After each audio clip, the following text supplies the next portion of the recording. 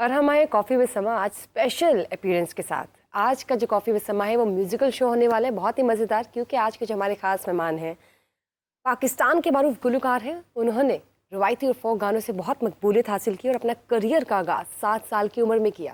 तो नईम साहब, बहुत शुक्रिया सस्पेंस छोड़ने के लिए। बहुत ही वर्सटाइल आर्टिस्ट हैं, बहुत बड़े घराने से इनका ताल्लुक है और मैं जो है इनको अगर प्रिंस ऑफ फोक कहूँ तो बेजाना होगा। उसके अलावा क्लासिकल भी गाया, नीम क्लासिकल भी गाया और कवाली भी जो है जब इन्होंने की तो बड़ी एक इनफरादियत लगी मुझे उस कवाली में। ये बिल्कुल जो है बीइंग ए लिसनर मैं ये बात कर रहा हूँ आपके साथ, मैं ज्यादा दिल हायल नहीं होना चाहता। बहुत ही खूबसूरत शख्सियत, बहुत खूबसूरत इंसान। मेरी मुराद है नदीम अब्बास लोनेवाला से। Welcome to the show sir. Welcome to coffee with Sama sir. जी, वालेकुम अस्सलाम। बहुत शुक्रिया नईम भाई, आपका बहुत शुक्रिया कि आपने इतनी खूबसूरत शाम में इतनी प्यारी और मज़ेदार कॉफ़ी के साथ आपने मुझे याद किया। देखिए कॉफी जो है ना, बुशरा कॉफी का बहुत ख्याल रखती है। वो इसलिए कि कॉफी विद समा करनी है। तो वो एक गेस्ट ने कह दिया था कि भाई कॉफी विद समा में अगर कॉफी नहीं है तो फिर उसका क्या फायदा। और आप वैसे भी कॉफी शौक से पीते हैं। हाँ जी, मैं बिल्कुल। तो आगाज करते हैं जी। इसका जो पैटर्न है, आपने हमारे शोज कुछ देखे भी हैं और आप तारीफ भी कर रहे थे। मेरा बहुत फेवरेट शो है, मुझे जब वक्त मिलता है और उसमें गेस्ट आपके जो भी हों, मेरी जो मरकजी नज़र होती है वो आप होते हैं। Thank you. क्योंकि आपसे मतलब डिफरेंट तरह के आपके देखे हैं इंटरव्यूज़ भी, और लेकिन इसमें आप बहुत एक आपका और अंदाज़ है और जो मुझे बहुत अच्छा लगता है। अल्लाह आपको सेहत ज़िंदगी दे। और वैसे भी मतलब जब भी कोई आर्टिस्ट आते हैं यहाँ पे या जब, तो इतनी खूबसूरत बातें होती हैं आपकी उनके साथ कि दिल करता है कि आपको देखें, उनको सुने। अच्छा खान साहब, जब आपकी बात होती है और बड़े खान साहब का जिक्र ना हो तो ये हो ही नहीं सकता। और नदीम अब्बास लोनेवाला जो है वो दुनिया जानती है कि लेजेंडरी अल्लाह दिता लोनेवाला के साहबजादे भी हैं और एक बहुत बड़ी लेगेसी जो है अल्लाह दिता लोनेवाला छोड़ के गए, बिल्कुल, जिसको नदीम अब्बास अब निभा रहे हैं। हाँ जी, जब 7 साल की उम्र में आपने अपना करियर स्टार्ट किया जी, तो वो पहले 7 साल बचपन में क्या चलता था, कैसा माहौल था, और एकदम से जी पीटीवी चैनल पे आ जाना, सारा जरा शेयर करें हमारे साथ। जिस दिन हमारी रिकॉर्डिंग थी पाकिस्तान टेलीविज़न पे, मैं उस वक्त 7 साल का था और एक प्रोग्राम चलता था सजरे फुल, और उसमें सूफ़ी फोक का एक गीत गाना था और वो एक बच्चे के लिहाज से वो मुश्किल टेम्पो थी, कंपोजिशन भी मुश्किल थी।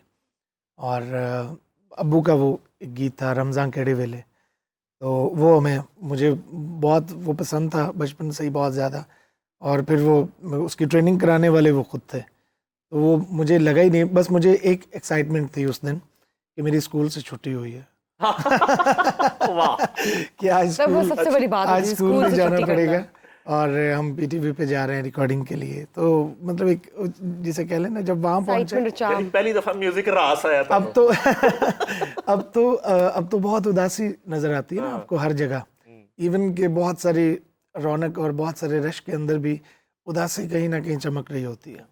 तो उस वक्त आबाद थी हर चीज़, लोगों के पास शायद पैसे इतने नहीं होंगे लेकिन खुशियाँ बहुत ज़्यादा थी, चेहरे जो थे वो रोशन थे।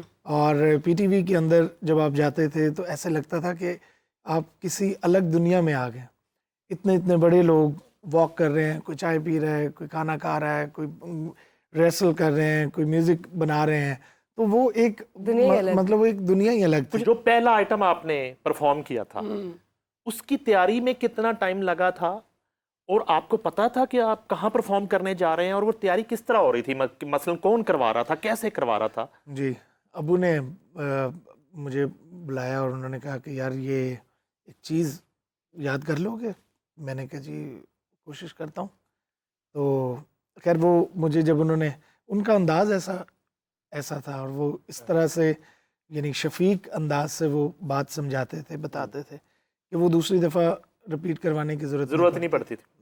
क्या बात। और फिर मुझे भी यानी उनकी दुआ भी थी और मालिकों का करम, एक ऐसा उस्ताद की भी दुआ थी, अब्बू की भी, पहले उस्ताद तो वही हैं और फिर बहुत सारी दुआएं मिल जाती हैं ना, तो मुश्किल चीज़ें भी आसान हो जाती हैं। अच्छा, कुछ चीज़ें तो आप करते होंगे ना बचपन में, तो उन्होंने शायद फैसला किया होगा कि ये चीज़ आप करोगे पहली पीटीवी पे जी, या उन्होंने बनाई आपके लिए कि आपने ये गानी है? जब हम लोग स्कूल में पढ़ते थे, हम 3 भाई हैं, और अब्बू ने, बाकी भी शरारती हैं या बाकी मुझसे शायद थोड़े से कम होंगे, थोड़े से? तो उन्होंने बुलाया, ज़हीर भाई बड़े भाई हैं, तो भाइयों में उन्होंने उन्हें बुलाया। ज़हीर भाई से मेरी बड़ी हाँ दोस्ती जी, है। उन्होंने कहा हाँ जी म्यूज़िक का क्या प्लान है। उन्होंने कहा जी, हम रियाज हमारा इकट्ठे शुरू हुआ था, अच्छा हम तीनों भाई गाते थे। अच्छा, तो एक दिन उन्होंने देखा कि ज़हीर अब्बास का इंटरेस्ट कम है म्यूज़िक में, ओके। उन्होंने महसूस किया, उन्होंने बुलाया, उन्होंने कहा हाँ जी आपका क्या इरादा है, मेरी लेगेसी को लेके आगे आप चलना चाहेंगे? तो उन्होंने कहा जी ये बड़ा टफ काम है, रातें जागना पड़ता है, सफ़र करना पड़ता है, तो मैं एसी वाला रूम नहीं छोड़ सकता। उन्होंने कहा ठीक है, आप अपनी एजुकेशन कंप्लीट करें, पढ़ते रहें। उन्होंने मेरिट पे उनको साइड पे कर दिया। उन्होंने कहा ठीक है। साथ वसीम भाई को उन्होंने बुला लिया, वसीम अब्बास, उन्हें बुलाया, उन्होंने कहा हाँ जी आपका क्या प्लान है? उन्होंने कहा जी मेरे भी ख्यालात कुछ ज़हीर अब्बास से मिलते हैं, तो मैं भी मतलब मैं पढ़ना चाहता हूँ। अब अल्लाह देता होने वाला साहब 3 बेटों से बात कर रहे हैं। हाँ, दो और तो 2 पहली ने माइनस हथकड़े हो गए करते ना। हैं। हाँ। उन्होंने कहा जी ये टफ जॉब है, तो ये मतलब मैं, वसीम भाई ने कहा कि जी मैं पढ़ने के लिए मुझे बाहर जाना है, तो मैं समझता हूँ कि मैं इसके लिए मौजू नहीं हूँ। हालांकि वो इतने अच्छे कंपोज़र हैं, काफ़ी सारी उनकी कंपोजिशंस अब्बू ने भी गाई, मैंने भी गाई, और वो उन्होंने कहा जी कि ठीक है अब सीख रहे हैं, जब तक हैं इधर कर रहे हैं, लेकिन ये है कि प्रोफेशनली हम इसको नहीं करना चाहिए। अब्बू ने साथ ही मुझे भी बुलवा लिया, उन्होंने मुझे कहा हाँ जी, हाँ जवान तेरा की प्रोग्राम। अच्छा, मैं कहा जी अब दो से इनकार वो हो चुका विड्रॉ है कर चुके और हैं। आपको पता कि वो विड्रॉ कर चुके हैं, मतलब मुझे और इतला, अब तो ज्यादा मुश्किल मुझे हो गया। इतला मिल गई कि वो ये नहीं, उन्होंने अनाउंस कर दिया और अब्बू ने उनसे पूछा, और ये जब तक मैं अंदर से ना, अब मैं जंप कर रहा यानी था। कि इस तरह के लेजेंड से बंदा गाने की इजाजत मांगता है। हाँ। उन्होंने ना गाने की इजाजत मांगी, जो उन्हें दे दी खान साहब ने। हाँ जी, उन्होंने कहा ठीक है, ठीक है, जो उनका जबरदस्ती नहीं। ना उन्होंने कहा जो ओके, मुझे, उन्होंने कहा हाँ जी आपका क्या प्लान है, आपने भी अगर छुट्टी लेनी है तो आज ही ले लें, अच्छा, ताकि फिर मैं इजी होके, मुझे पता हो कि मैंने ही करना है, और मैं ही जब तक मैं वो मेरा ये चलेगा सिस्टम। मैंने देखा कि यानी वो थोड़े से डिसहार्ट लग रहे थे मुझे।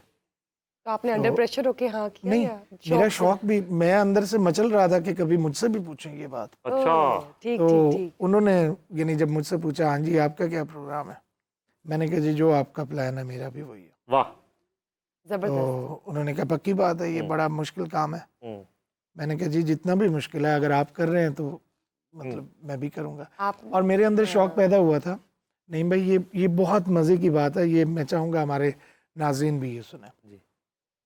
हमारे फैंस होते हैं, जितने भी आर्टिस्ट हैं, शहर में हैं या कहीं भी हैं दुनिया में, उन सब के फैंस होते हैं।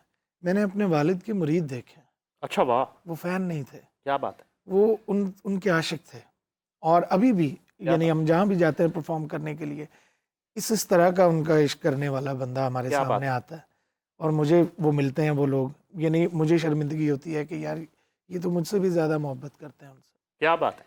तो वो जो उनका जो एक अंदाज है या उनकी जो शख्सियत थी, हमारी यानी गाड़ी जानी है एक मेले के अंदर, हज़ारों दुनिया वहाँ मौजूद है, और स्टेज तक जाते हुए हमें 1.5-2 घंटे लग रहे हैं, यानी गाड़ी नहीं जा पा रही है, इतना रश है, और वो आगे बैठे होते थे तो सारी दुनिया उन्हें देखती थी, हमारी गाड़ी के शीशे चूमते थे लोग, यानी वो जैसे वो कहते हैं ना कि वो वाली मोहब्बत, यानी गाड़ी के ऊपर वो हाथ रख के खड़े में कि खान साहब अंदर बैठे हुए। अच्छा सर, वो जरा उस माहौल में हमें रहने दे थोड़ा सा। अब आप आ गए और खान साहब साथ आए थे पीटीवी? जी वो आए थे। अच्छा, आए थे जी। अब पहली परफॉर्मेंस है, कैमरे ऑन है, तो हालत क्या थी? हालत ये थी कि मुझे अब्बू ने कहा कि आपने नहीं देखना कि सामने कौन है, अच्छा, और बिल्कुल घबराना नहीं है, हम्म, और जो आपको याद है वो कॉन्फिडेंस से आपने गा देना है।